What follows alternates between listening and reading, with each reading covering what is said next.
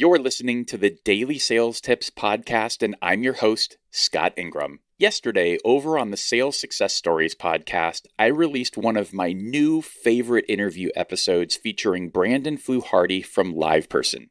Brandon is a member of the elite 7-figure earners club, and this one idea basically blew my mind, and I came back to it multiple times over the course of our hour and 45-minute long interview, and it kept getting more interesting.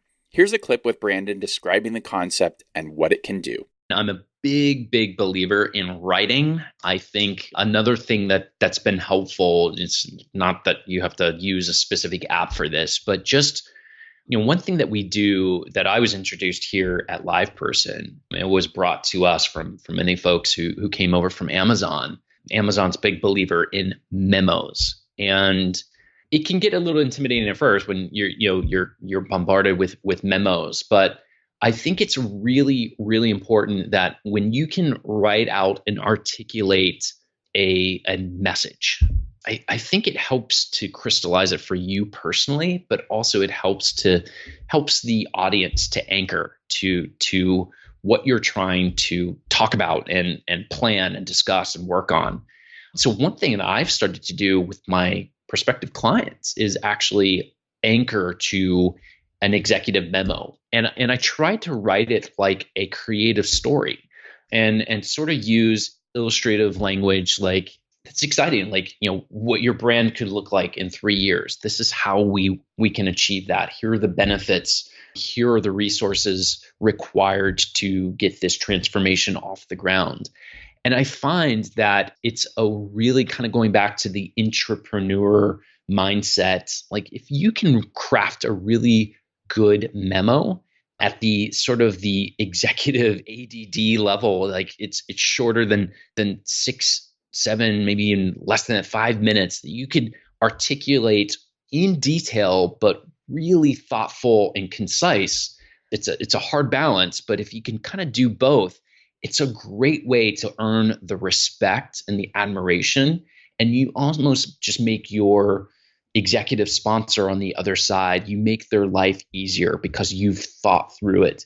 Because that's what they have to articulate to the ultimate signer. They're going to need sign off on this big transformation from their CFO or their COO or their CEO. If you can put something like that, a really well articulated memo, this is why your brand needs to change. And here's how we're going to do it.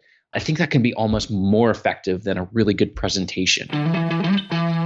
Again, I have found that it's just a great way to, before you get to the proposal stage, it's almost the template for your proposal. It keeps both sides aligned. Oh, remember when we talked about this? We sort of signed off on this jointly.